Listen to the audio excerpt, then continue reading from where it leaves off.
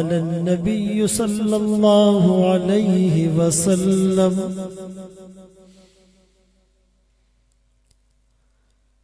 إن الله تعالى يرفع بهذا الكتاب أقواما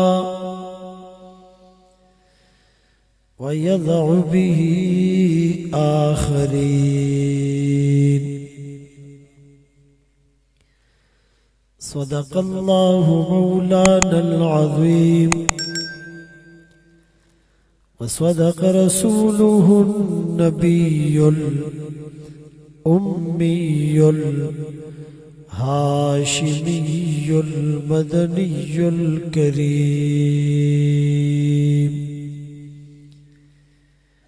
ونحن على ذلك لمن الشاهدين والشاكرين،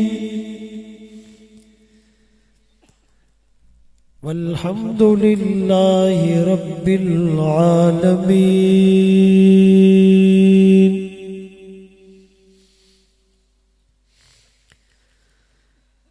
کس نے ذروں کو اٹھایا اور صحرا کر دیا،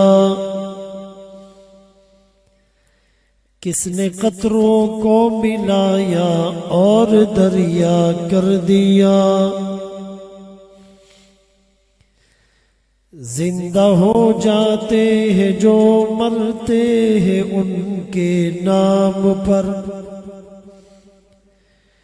اللہ اللہ موت کو کس نے مسیحا کر دیا، کس کی حکمت نے یتیموں کو کیا در یتیم،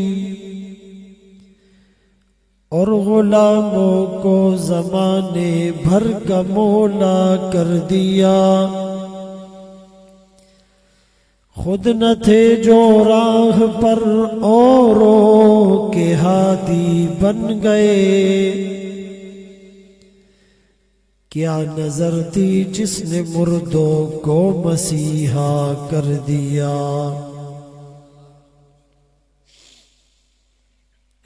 واجب الاحترام، قابل عزت تکریم و تعظیم علماء کرام، بزرگوں، بھائیوں، دوستوں، آپ کے سامنے قرآن کریم فرقان مجید کی ایک آیت کریمہ تلاوت کی، اور سرکار دو عالم تاجدار مدینہ محمد مصطفیٰ احمد مجتبی صلی اللہ علیہ وسلم کی حدیث مبارکہ پیش کی۔ میں اکثر بیانات میں دو باتیں کیا کرتا ہوں کہ ایک تو زندوں کی طرح سنیں اور مردوں کی طرح سنیں۔ زندہ بھی رسپانس دیتے ہیں، فیڈ بیک دیتے ہیں، جواب دیتے ہیں، اور مرد بھی جواب دیتے ہیں۔ عورتوں کی آواز پر تو پابندی ہوتی ہے کہ ان کی آواز بھی گویا کہ پردہ ہے، لیکن مردوں پر ایسی کوئی پابندی، اسی لیے سبحان اللہ، ماشاء اللہ یا آقا کا نام آئے تو صلی اللہ علیہ وسلم کہا کریں۔ تھکنا ہوگا تو علماء تھکیں گے جو دن رات بیانات کرتے ہیں۔ میری 2 دن سے طبیعت بھی ٹھیک نہیں، سفر کی وجہ سے نزلہ، زکام، بخار، لیکن جب ہم نہیں تھکتے تو آپ سنتے سنتے بھی بالکل نہ تھکے۔ تو میں نے آپ کے سامنے قرآن کی ایک آیت پڑھی، اِنَّا نَحْنُ نَزَّلْنَا الذِّكْرَ وَإِنَّا لَهُ لَحَافِظُونَ۔ ابھی ہم نے کارگزاری سنی کہ بچے حافظ بنے، ناظرہ قرآن مکمل کیا، قرآن کا ترجمہ پڑھا۔ ایک سلسلہ ہے جو جاری ہے، اس کی وجہ یہ ہے کہ اللہ نے اس قرآن کی حفاظت کا ذمہ لے رکھا ہے۔ اِنَّا نَحْنُ نَزَّلْنَا الذِّكْرَ وَإِنَّا لَهُ لَحَافِظُونَ۔ اس کا عام ترجمہ تو یہ ہے، اللہ فرماتے ہیں ہم نے اس قرآن کو نازل کیا اور ہم اس کی حفاظت کریں گے، لیکن عربی گرامر کے مطابق، نحو اور صرف کے مطابق جو لفظ بلفظ ترجمہ ہوتا ہے وہ یہ بنتا ہے انا، بے شک ہم نے، نحنو ہاں ہم نے، نزلنا ہم نے نازل کیا، وَإِنَّا اور بے شک ہم، لَهُ لَحَافِظُونَ ہم ہی اس کی حفاظت کرنے والے ہیں۔ اس ایک آیت میں اللہ نے بہت سی تاکیدات کو جمع کیا۔ اللہ کو تاکیدات لانے کی ضرورت نہیں تھی۔ وَمَنْ أَصْدَقُ مِنَ اللَّهِ قِيلًا، اس سے بڑھ کر سچی بات، اس سے بڑھ کر پکی بات، اس سے بڑھ کر حتمی بات، اس سے بڑھ کر قطعی بات، اس سے بڑھ کر یقینی بات، اس سے بڑھ کر سالڈ بات، اس سے بڑھ کر پرفیکٹ بات کسی کی نہیں ہو سکتی۔ لیکن مجھے اور آپ کو سمجھانے کے لیے ایک دفعہ نہیں کہا، ہم نے، ہاں ہم نے اس قرآن کی حفاظت کا ذمہ لیا۔ دنیا کی کوئی طاقت قرآن کو مٹا نہیں سکتی۔ یہی وجہ ہے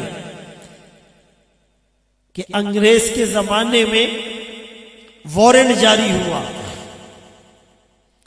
کہ بھائی مسلمانوں کا تعلق جب تک قرآن کے ساتھ مضبوط رہے گا تو ان پر حکومت نہیں کی جا سکتی، ان کو غلام نہیں بنایا جا سکتا۔ قرآن ان میں ایک اسپرٹ اور جذبہ بھر دیتا ہے، پھر یہ کسی کے سامنے جھکتے نہیں ہیں۔ آج جو سو کولڈ مسلم جھکتا بھی ہے، بکتا بھی ہے، دبتا بھی ہے، مٹتا بھی ہے، اس کی وجہ یہ ہے قرآن سے تعلق کمزور ہے۔ ہمارے اکابر کا تعلق جو قرآن سے مضبوط تھا، دنیا کی کوئی طاقت انہیں دبا نہیں سکی، انہیں جھکا نہیں سکی، انہیں مٹا نہیں سکی۔ احمد علی لاہوری رحمت اللہ علیہ کو برف کی سلوں میں رکھا گیا، جسم فریز ہو گیا۔ جب نکالا گیا تو پوچھا اپنے مشن سے باز آؤ گے؟ تو زبان ساتھ نہیں دے رہی تھی، اشارے سے کہا برف کی سلوں میں رکھ کر لاہوری کے جسم کو ٹھنڈا کر سکتے ہو، سینے میں بھڑکنے والی آگ ٹھنڈی نہیں ہو سکتی۔ ہری ہے شاخ تمنا ابھی جلی تو نہیں، دبی ہے آگ جگر کی مگر بجھی تو نہیں، جفا کی تیغ سے گردن وفا شعاروں کی، کٹی ہے برسر میدا پر جھکی تو نہیں۔ تو انگریز نے کہا کہ قرآن سے ان کا تعلق کمزور کر دو۔ وارنٹ جاری ہوا کہ قرآن کے نسخے ضبط کر لو، مسجد سے، مدرسے سے، گھروں سے، دکانوں سے، دفتروں سے قرآن نہیں رہے گا تو مسلمان کا تعلق بھی کمزور ہو جائے گا۔ اب اس زمانے میں پرنٹنگ کا اور پریس کا اور ڈیوائسز کا اور میڈیا کا اور میموری کارڈ کا اور USB کا اور ڈیٹا سیور کا ریسٹوریشن کا سسٹم تو نہیں تھا۔ آج کل تو ٹینشن نہیں ہے۔ اس زمانے میں مسلمان فکر مند ہو گئے کہ جی قرآن کے نسخے نہیں رہیں گے تو مسلمان کیسے جیے گا۔ سب شاہ جی کے پاس چلے گئے، شاہ عبدالعزیز رحمت اللہ علیہ کے پاس۔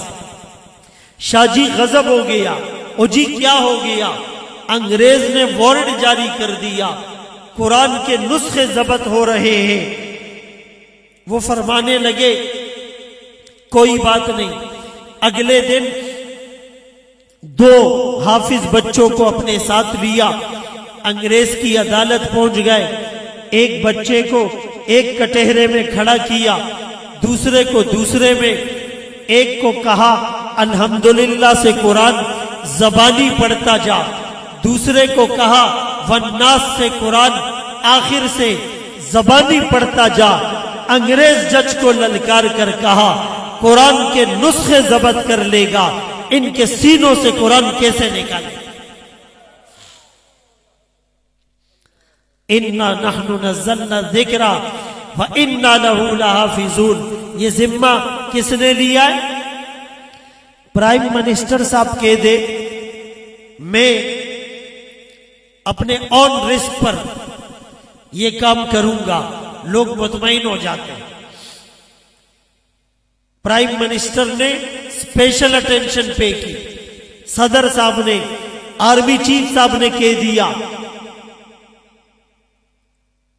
سپریم کورٹ کے چیف آف جسٹس نے کہہ دیا. ایسا ہے یا نہیں؟ یہاں دونوں جہانوں کا بادشاہ اللہ فرما رہے ہیں ہم نے قرآن کو نازل کیا اور اس کی حفاظت کا ذمہ بھی ہم نے. اب دو باتیں اور سمجھیں. ایک قرآن کی تھیوری ہے، ایک قرآن کا پریکٹیکل ہے.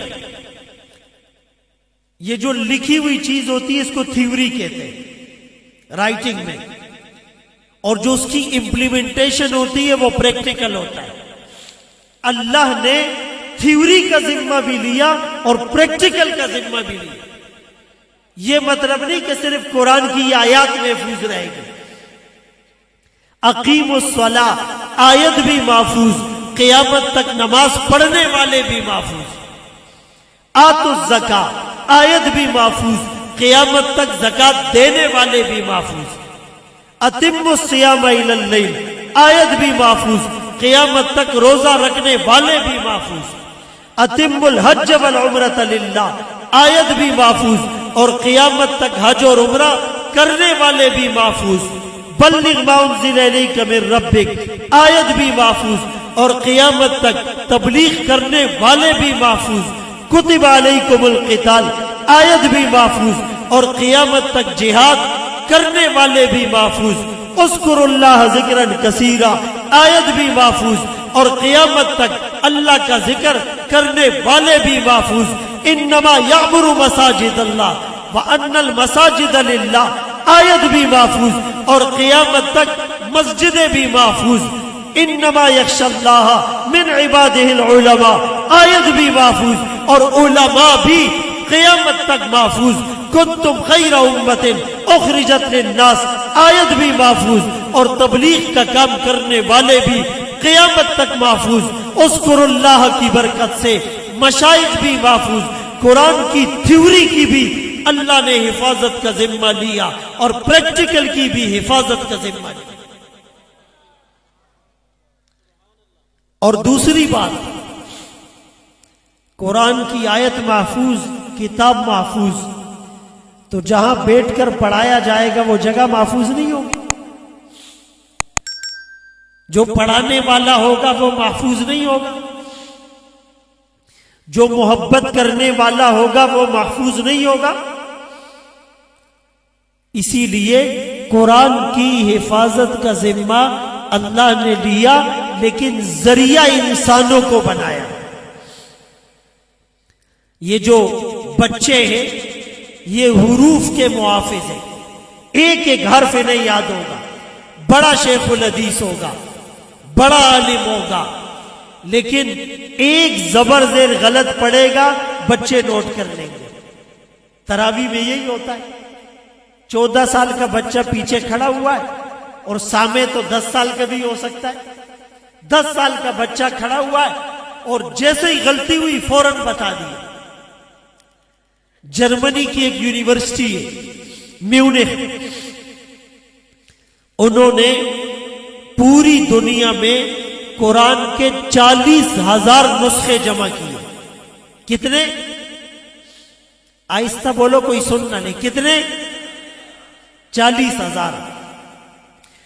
اب اس میں بیروت کے، یورپ کے، افریقہ کے، ایشیا کے، عرب کنٹریز کے، میڈل ایسٹ کے قلمی نسخے، کمپیوٹر کے نسخے، 40,000 نسخوں کو ٹیلی کیا ایک دوسرے سے موازنہ کیا، فرمایا 40,000 قرآن کے نسخوں میں ایک زبر زیر کا فرق بھی نہیں آیا۔ یہ دلیل ہے اس بات کی کہ یہ کتاب بھی اللہ کی اور اس کی حفاظت کا ذمہ بھی اللہ نے لیا۔ اور اس میں سب سے بڑا جو اللہ نے اعزاز بخشا ہے وہ پاکستان کو بخشا ہے۔ بھائی مہنگائی اتنی بھی نہیں ہے کہ سبحان اللہ نہیں کہہ رہے، مہنگائی کا اس سے کوئی تعلق تو نہیں ہے، اور آپ کی خاموشی سے یہ لگتا ہے جیسے مہنگائی اب مولویوں کی وجہ سے آئی ہو۔ ایک دفعہ کہہ دو سبحان اللہ۔ یہ اعزاز اللہ نے کس کو بخشا ہے؟ پاکستان کو۔ بولو کس کو؟ کرونا سے 2 سال پہلے سعودیہ میں ان کا ایک ادارہ ہے رابطہ عالم اسلامی، انہوں نے ریسرچ کی کہ بھائی سعودیہ میں 1 سال میں کتنے حافظ بنے، تو رابطہ عالم اسلامی نے سروے کیا کہ ہم نے ہزاروں ریال خرچ کر کے، بلکہ لاکھوں ریال خرچ کر کے سعودیہ میں 1 سال میں 5,000 حافظ بنائے۔ سبحان اللہ بول دو۔ کتنے؟ تو کسی نے کہا کہ بھائی افریقہ میں ایک ملک ہے، وہاں کی معلومات لو، وہاں کی معلومات لی۔ افریقہ کا ایک ملک تھا، انہوں نے 1 سال میں 20,000 حافظ بنائے۔ یہاں 2 دفعہ سبحان اللہ بنتا ہے۔ کتنے بنائے؟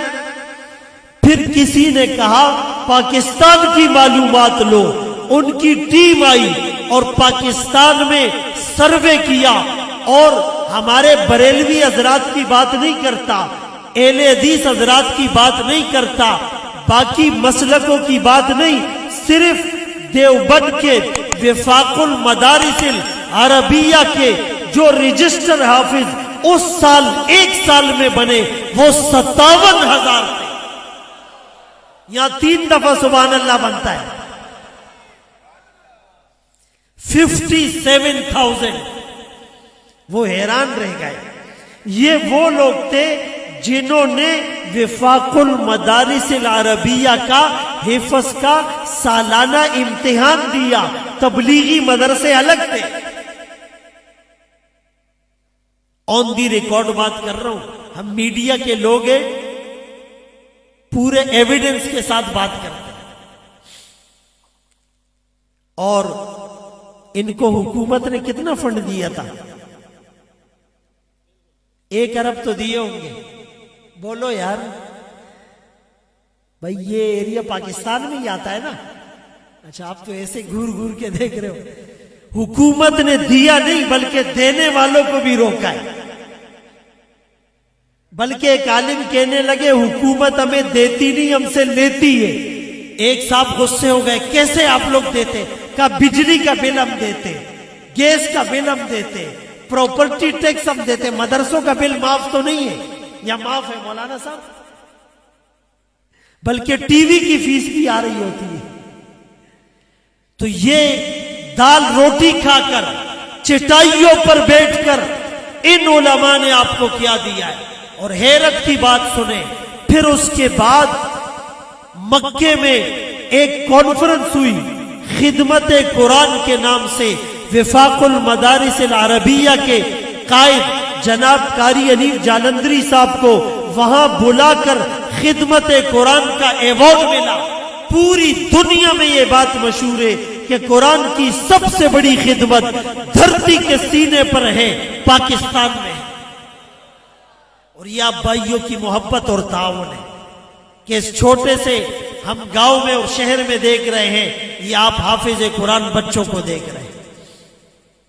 اور اس سال یہ جو بھی امتحان ہوا ہے وفاق کا، وفاق المدارس العربیہ کے پلیٹ فارم پر جن بچوں نے حفظ کا امتحان دیا ان کی تعداد 1 لاکھ 1,00,000. اسی لیے میں اکثر یہ کہا کرتا ہوں کہ بہت سے لوگ ہمارے محسن ہیں، روڈ بنانے والے ہمارے محسن ہیں، کھانا کھلانے والے ہمارے محسن ہیں، علاج کرنے والے ہمارے محسن ہیں، ہمارے ملک کی سرحدوں کی حفاظت کرنے والے ہمارے محسن ہیں، یہ سب ہمارے محسن ہیں. لیکن ہمارے سب سے بڑے محسن علماء ہیں. سب سے بڑے محسن، یہ ذرا آہستہ کہہ رہے ہو شک ہے اس میں، ہمارے سب سے بڑے محسن، اب میں سمجھاتا ہوں کیسے، پھر بات سمجھ میں آئے گی. ایک آدمی آنکھوں سے نابینا ہے اور بھوکا بھی ہے اور پیاسا بھی ہے اور بدن پر لباس بھی نہیں اور جیب بھی خالی ہے اور بیمار بھی ہے اور پاؤں میں جوتے بھی نہیں، اور وہ جا رہا ہے اور آگے گڑا ہے، اس میں آگ ہے، وہ گرنے والا ہے. تو ایک آدمی آیا، اسے برگر کھلا دیا، چلا گیا. دوسرا آیا، جوس پلا دیا، چلا گیا. تیسرا آیا، جیب میں پیسے بھر دیے، چلا گیا. چوتھا آیا، لباس پہنا دیا، چلا گیا. پانچواں آیا، جوتے پہنا دیے، چلا گیا. چھٹا آیا، پیناڈول کھلا دی، چلا گیا. گڑھے میں گرنے سے نہیں بچا رہا. آخر میں ایک آدمی آیا، نہ برگر کھلایا، نہ جوس پلایا، نہ لباس پہنایا، نہ جوتے پہنائے، نہ دوائی دی، نہ جیب میں پیسے بھرے، بس ہاتھ سے پکڑ کر گڑھے میں گرنے سے بچا لیا. اس کا سب سے بڑا محسن کون ہے؟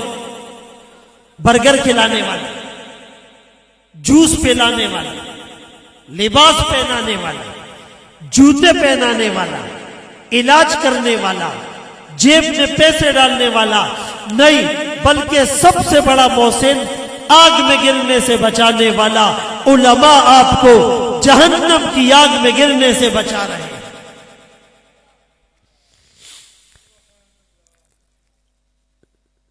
آج مسجدیں آباد ہیں، مدرسے آباد ہیں، اذانیں ہو رہی ہیں، نمازیں ہو رہی ہیں، نکاح ہو رہا ہے، جنازے کی نماز ہو رہی ہے. آپ کو میراث اور طلاق کے مسائل بتائے جا رہے ہیں. چہروں پر داڑھیاں ہیں، سروں پر عمامے ہیں، عورت برقع اور پردہ پہنتی ہے، اختیار کرتی ہے. آج تک آپ نے یہ نہیں سنا اذان کا وقت ہے کوئی اذان دینے والا نہیں، نماز کا وقت ہے کوئی نماز پڑھانے والا نہیں، جنازہ تیار ہے کوئی پڑھانے والا نہیں، نکاح کا موقع ہے کوئی خطبہ دینے والا نہیں، قرآن پڑھنا چاہتا ہوں کوئی پڑھانے والا نہیں، تراویح کا موقع ہے کوئی حافظ قرآن نہیں مل رہا. نہیں میرے دوستو، علماء نے اتنی محنت کی، آپ کو خود کفیل کر دیا. مسجدیں کم پڑ گئی، علماء زیادہ ہو گئے، مصلے کم پڑ گئے، حافظ زیادہ ہو گئے. اسی لیے یہ کہنا کہ علماء نے ہمیں کیا دیا، یہ جملہ سوچ سمجھ کے بولنا چاہیے. کچھ لوگ ہمارے محسن ہوتے ہیں. ایک عالم سے میں نے سنا، فرمایا بہت سی چیزیں اللہ کے عذاب کو ٹالتی ہیں. ایک تلبیت الحجاج، یہ جو حج کے موقع پر لاکھوں لوگ تلبیہ پڑھتے ہیں، احرام پہنے ہوئے اور ننگے سر، اور پوری دنیا سے کالا گورا، اور امیر غریب اور بادشاہ اور وزیر، مختلف رنگ و نسل کے لوگ کفن نما چادروں میں ملبوس جب تلبیہ پڑھتے ہیں، لبیک اللہم لبیک لبیک لا شریک لک لبیک ان الحمد والنعمت لک والملک لا شریک لک، یہ آوازیں اوپر جاتی ہے، اللہ عذاب کو ٹال دیتے.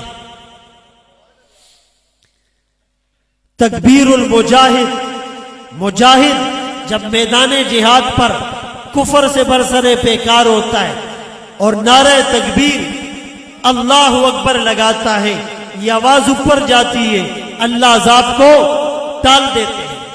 آذان المؤذن، مؤذن جب آذان دیتا ہے اللہ اکبر کی صدا لگتی ہے، آواز اوپر جاتی ہے، اللہ عذاب کو ٹال دیتے ہیں۔ اور اذان کتنی دفعہ ہوتی ہے؟ کتنی دفعہ ہوتی ہے؟ کتنی دفعہ ہوتی ہے؟ اذان ہر وقت ہوتی ہے۔ بولو بھائی، پاکستان میں فجر کا وقت ہے، دوسرے ملک میں ظہر کا وقت ہے، کہیں عصر کا ہے، کہیں پوری دنیا میں کہیں نہ کہیں اذان ہو رہی ہے۔ یہ آوازیں اوپر جاتی ہے، اللہ عذاب کو ٹال دیتا ہے۔ اور چوتھی چیز تلاوت القرآن۔ یہ جو سردیوں کے موسم میں رہائشی مدرسوں میں بچے فجر سے پہلے اٹھتے ہیں، آنکھوں میں نیند ہوتی ہے، اور وہ نرم بستر اور گرم کمبل کو چھوڑ کر جاتے ہیں اور ٹھنڈے پانی کی چھینٹیں اپنے چہرے پر مارتے ہیں، اور یہ جھوم جھوم کر قرآن پڑھتے ہیں۔ کوئی زنا کر کے سویا تھا، کوئی قتل کر کے سویا تھا، کوئی رشوت لے کے سویا تھا، کوئی جھوٹ بول کر سویا تھا، لیکن یہ معصوم بچے قرآن پڑھتے ہیں، آواز اوپر جاتی ہے، اللہ عذاب کو ٹال دیتا ہے۔ یہ ان کی برکت، ان سے محبت کیجیے۔ اور اس کے ساتھ اخلاص ضروری ہے۔ کیا؟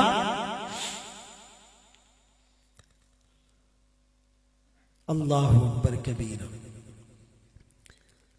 دعوت اور تبلیغ کا نام تو آپ سب حضرات نے سنا ہے۔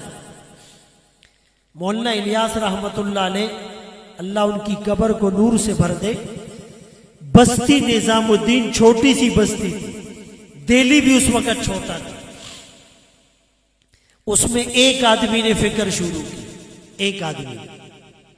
ان کے پاس ریڈیو نہیں، ٹیلی ویژن نہیں، سیٹلائٹ نہیں، اخبار نہیں، رسالہ نہیں، جریدہ نہیں، مین پاور نہیں، انویسٹر نہیں، سرمایہ نہیں، پینا فلیکس نہیں، بینر نہیں، پوسٹر نہیں، لیکن اخلاص اتنا تھا۔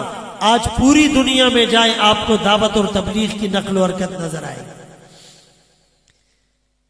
آپ دارالعلوم دیوبند کا فیض دیکھیں، ایک چھوٹے سے گاؤں میں انار کے درخت کے نیچے ایک استاد ایک شاگرد کام کا آغاز کرتا ہے، کوئی اسباب اور وسائل نہیں۔ آج پوری دنیا میں آپ کو دیوبند کا فیض نظر آئے گا، اخلاص۔ آج ہماری زندگی سے اخلاص نکل گئی۔ تو میرے محترم دوستوں، بھائیوں، بزرگوں، رسول اللہ صلی اللہ علیہ وسلم کی سیرت پر عمل کرنا، اور سیرت سیر الابل سے نکلا ہے۔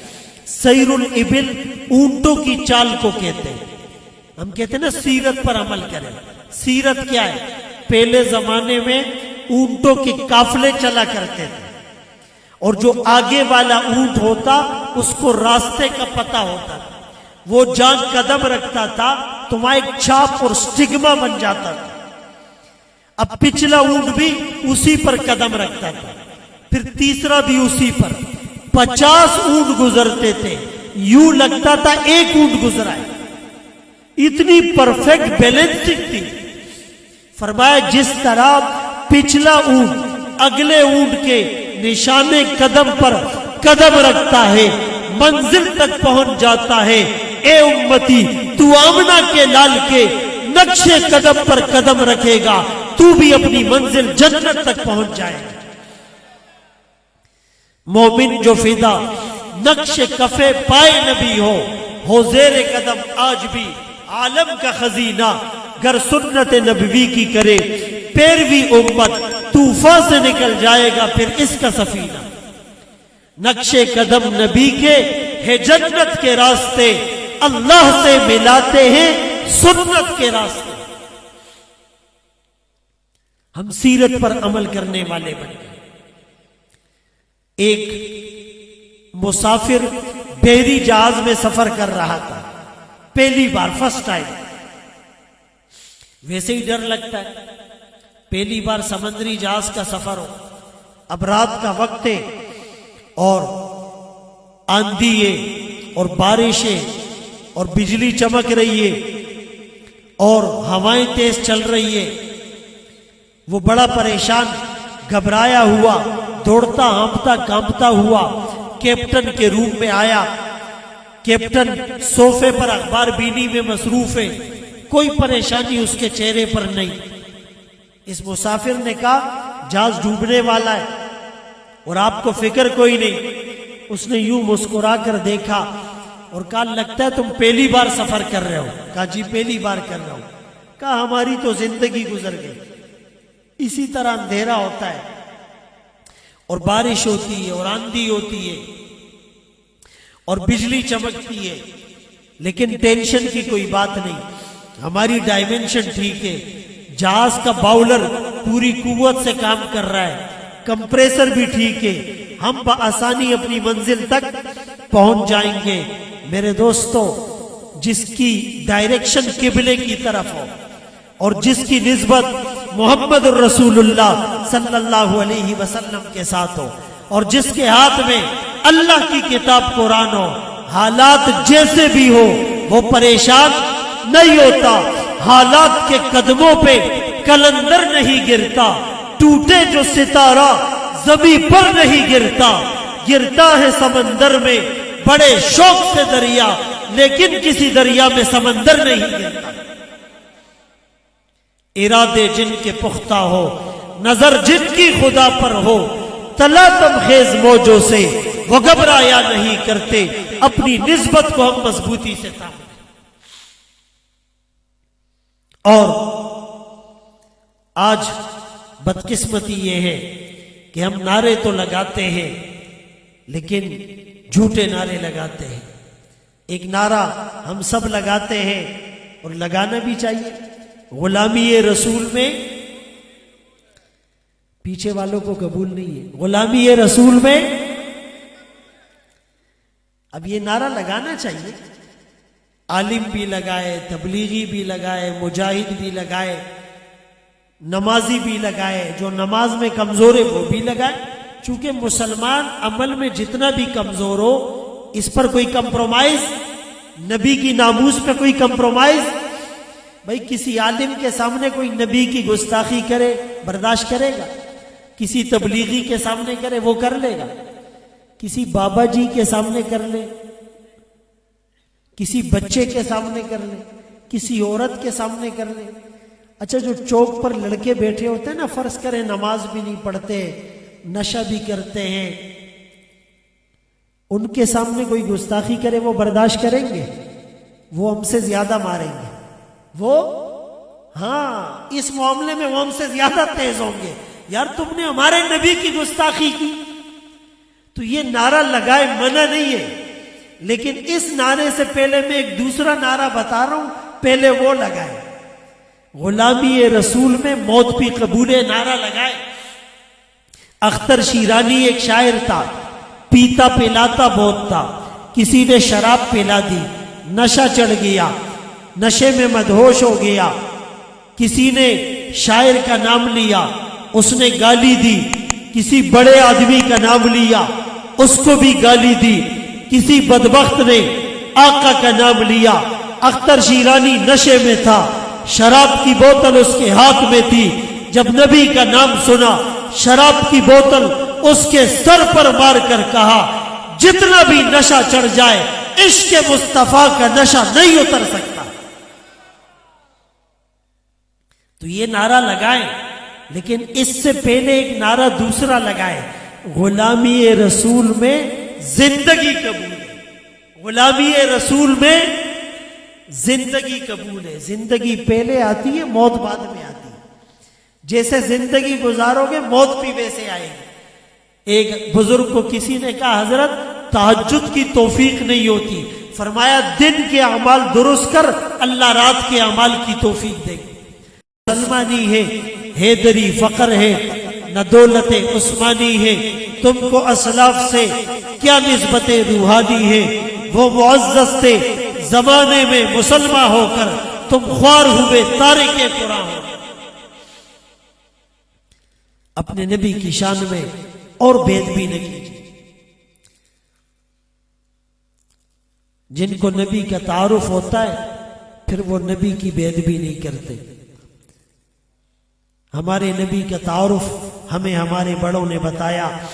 النبی الخاتم میں مناظر احسن گیلانی رحمت اللہ علیہ نے لکھا، میرے نبی کی آمد کا نقشہ عجیب، عہد کہن کے لیے پیام رحیل۔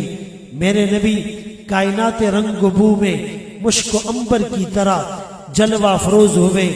نبی کی آمد کا تذکرہ فانی بدیوانی کے سامنے ہوا، آواز آئی بدلا ہوا تھا رنگ گلوں کا تیرے بغیر، ایک خاک سی اڑی ہوئی سارے چمن میں تھی۔ نبی کی آمد کا تذکرہ ظفر علی خان کے سامنے ہوا، یوں گویا ہوئے دیار یثرب میں گھومتا ہوں، نبی کی دہلیز چومتا ہوں، دیار یثرب میں گھومتا ہوں، تیری دہلیز چومتا ہوں، شراب عشق پی کر جھومتا ہوں، رہے سلامت پلانے والا۔ نبی کی آمد کا تذکرہ حسین احمد مدنی کے سامنے ہوا، آواز آئی دمکتا رہے تیرے روزے کا منظر، سلامت رہے تیرے روزے کی جالی، ہمیں بھی عطا ہو وہ شوق ابوذر، ہمیں بھی عطا ہو وہ جذبہ بلالی۔ نبی کی آمد کا تذکرہ ماہر القادری کے سامنے ہوا، آواز آئی وہ آئے جن کے آنے کی زمانے کو ضرورت تھی، وہ آئے جن کی خاطر مسترب تھی وادی بطحا، وہ آئے جن کے قدموں کے لیے کعبہ ترستا تھا، وہ آئے گریا یعقوب میں جن کا فسانہ تھا، وہ آئے جن کو حق نے خلوت کی گود میں پالا تھا، وہ آئے جن کے دم سے عرش اعظم پہ اجالا تھا۔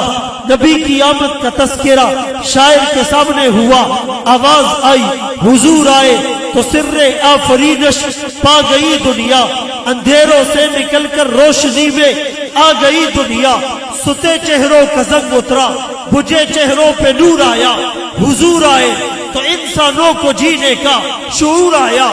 نبی کی آمد کا تذکرہ عربی شاعر کے سامنے ہوا، آواز آئی لکل نبی فی الانام فضیلہ وجملتها مجموعۃ لمحمدی، ہر نبی کو فضیلت، مقام، مرتبہ، حیثیت، بلندی، وقار، خوشحالی، کامیابی، آسودگی، پروسپیرٹی، امینٹی ملی۔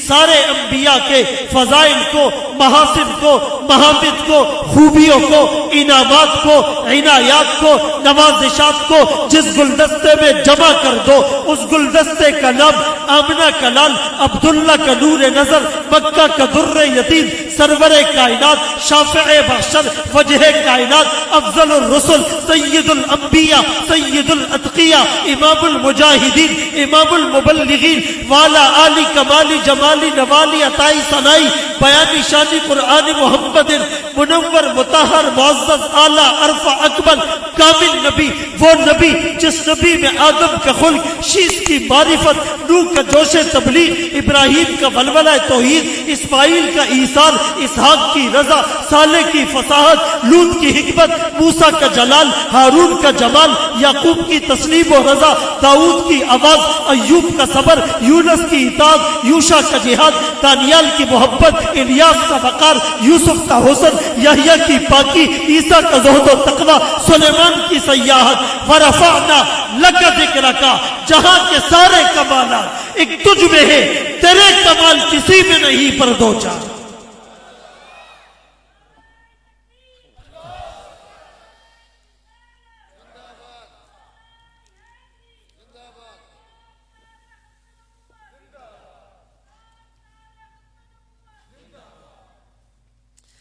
میرے محترم دوستوں، بھائیوں، بزرگوں، اگر ہمیں نبی کا یہ تعارف ہوتا کہ نبی نے کتنی قربانیاں دی تو کوئی نبی کی ایک سنت کو بھی نہ چھوڑتا۔ کل میدان محشر ہوگا اور زمین تانبے کی اور سورج سوا نیزے کے فاصلے پر انبیاء، اولیاء، اتقیاء، اصفیاء سب پہ لرزہ تاری، اور انسانیت بے لباس گناہوں کے پسینے میں ڈوبی ہوئی، اور ہر ایک کی زبان پر نفسی نفسی ہوگا۔ اچانک ایک آواز اٹھے گی، امتی امتی۔ سب حیران ہو کر ادھر ادھر دیکھیں گے، آج کون ہے جو اپنے آپ کو نہیں مانگ رہا، امت کو مانگ رہا ہے۔ ایک ہستی ہے، سجدے میں پڑی ہے، آنکھوں سے آنسو جاری ہے، آواز بھرائی ہوئی اور بدن پر کپ کپی تاری ہے، کعزیر المرجل، سینے سے ہانڈی کے ابلنے کی طرح آواز آ رہی ہے، امتی امتی۔ کون سا امتی؟ جو اس دنیا میں شراب پیتا ہے، زنا کرتا ہے، قتل کرتا ہے، رشوت لیتا ہے، سود کا لین دین کرتا ہے، ابو بکر، عمر، عثمان اور علی نام رکھ کر گناہ کرتا ہے، فاطمہ، سمیہ، عائشہ جیسے پاکیزہ نام رکھ کر گناہ کرتا ہے، گناہ کرتی ہے۔ لیکن میرے آقا یوں نہیں کہیں گے کہ جاؤ میری نظروں سے دور ہو جاؤ، نہ تم نے مجھے دیکھا، نہ میرا گھر دیکھا، نہ میرے پیٹ پر بندھے ہوئے پتھر دیکھے، نہ شاب ابی طالب میں پتے چبانا دیکھا، نہ طائف میں پتھروں کی بارش میں قرآن سنانا دیکھا، نہ بلال کو تپتی ہوئی ریت پر لیٹا دیکھا، نہ خباب کو انگاروں پر جلتا دیکھا، نہ سمیہ کو دولخت ہوتا دیکھا، نہ زنیرہ کو آنکھوں کے تانے ملنا دیکھے، نہ ابو فقیہ کی ٹوٹی ہوئی پسلیوں کو دیکھا، نہ ابن مسعود کا بھرے مجمع میں سورہ رحمان سنانا دیکھا، نہ عمار اور یاسر کا مشق ستم بننا دیکھا، نہ صدیق کا لہو لہان ہونا دیکھا، نہ صدیق کا نبی کو کندھے پر سوار کرانا دیکھا، نہ حضرت علی کا موت کے بستر پر لیٹنا دیکھا، نہ کربلا میں میری نسلوں کے نیزوں پر چڑھے ہوئے سر دیکھے، نہ سجدے کی حالت میں مجھ پر اونٹ کی اوجڑی دیکھی، نہ احد میں چاند سے حسین چہرے کو زخمی ہوتا دیکھا، موتی سے حسین دانت شہید ہوتے دیکھے، نہ جنت البقیع میں ساری رات امت کے لیے رونا تڑپنا اور مچلنا دیکھا، نہ میدان عرفات میں گھنٹوں تپتی ہوئی دھوپ میں ننگے سر امت کے لیے رونا دیکھا، اور نہ تم نے بدر کی سختی میں امت کے لیے تڑپنا دیکھا۔ تم نے کچھ بھی نہیں دیکھا، جاؤ میری نظروں سے دور ہو جاؤ۔ نہیں میرے دوستو، آقا یوں نہیں کہیں گے، آقا کہیں گے اللہ جیسے بھی ہے میرے امتی ہے، اے اللہ مجھے خوش کر دے۔ اللہ فرمائیں گے وَلَسَوْفَ يُعْطِيكَ رَبُّكَ فَتَرْضَىٰ، آپ کا رب آپ کو اتنا دے گا آپ خوش ہو جائیں گے۔ فوراً آقا کہیں گے اِذَنْ لَا أَرْضَىٰ وَوَاحِدٌ مِّنْ أُمَّتِي فِي النَّارِ، میں تو اس وقت تک راضی نہیں ہو سکتا، خوش نہیں ہو سکتا، اطمینان سے نہیں بیٹھ سکتا جب تک میرا ایک امتی بھی جہنم میں رہے۔ میرے دوستو، بہت ظلم کر لیا ہم نے اپنے آپ پر، اپنے آقا کو بہت ستایا۔ جب کوئی درود پڑھتا ہے تو فرشتے آقا کو پہنچاتے ہیں، آقا کو خوشی ہوتی ہے، لیکن امتی گناہ کرتا ہے، آقا کو تکلیف ہوتی ہے۔ اپنے نبی کو اور نہ ستائیے۔ 40 50 60 سالوں میں بہت سے بیانات علماء نے بھی کیے، آپ نے بھی سنے، لیکن چھاپ نظر نہیں آتی، سٹگما نظر نہیں آتا، چہرے پر داڑیاں نہیں آ رہی، سروں پر امامے نہیں آ رہے، گھر سے ٹی وی نہیں جا رہا، ڈرامے نہیں چھوڑتے، فلموں سے باز نہیں آتے، رشوت لے رہے ہیں۔ جو گستاخی کرتا ہے ان کے ڈرامے کون دیکھتا ہے؟ صرف نعرے لگانے سے تو نہیں ہوتا۔ جو گستاخی کرتا ہے ان کی فلمیں کون دیکھتا ہے؟ جو گستاخی کرتے ان کے طریقوں پر بال کون بناتا ہے؟ جو گستاخیاں کرتے ان کے طریقے پر شادیاں کون کرتا ہے؟ جو گستاخیاں کرتے ان کے فیشن کون اپناتا ہے؟ ایک آدمی اپنے والد کو کہا ابا جی آپ سے بہت محبت ہے، ابو جی کہتے بیٹا دوائی لے آؤ، دوائی نہیں لا سکتا محبت بہت ہے۔ پھر ابو جی کہتے پاؤں دباؤ، پاؤں نہیں دبا سکتا محبت بہت ہے۔ میرے دوستو، عمل سے زندگی بنتی ہے، جنت بھی جہنم بھی۔ یہ خاکی اپنی فطرت میں نہ نوری ہے نہ ناری۔ قربان جاؤں صحابہ پر جنہوں نے جوانیاں بھی لوٹا دی، مال بھی لوٹا دیا، اولاد بھی قربان کر دی، اور سمندروں میں چھلانگیں لگائی، آگ میں کود پڑے۔ اللہ اکبر کبیرہ۔ اللہ ہمیں بھی وہ صحابہ والا جذبہ نصیب فرمائے۔ وہ ایک رول ماڈل ہمارے لیے مثال بن گئے ہیں، آئیڈیل سچویشن بتا کر چلے گئے ہیں۔ محبت تو ان کو تھی، تعارف تھا۔ تیرا چارٹر آف ڈیمانڈ، تیرا سلوگن کیا ہے؟ بزبان حال کہا ہوگا نکل جائے دم تیرے قدموں کے نیچے۔ یہی دل کی حسرت، یہی آرزو ہے۔ ایک مائی کو پتہ چلا تیرا بیٹا ناموس رسالت پر کٹ مرا ہے، اس کی زبان سے جملہ نکلا لہذا الیوم ارضعتہ، یہ دن دیکھنے کے لیے تو میں نے اسے دودھ پلایا تھا۔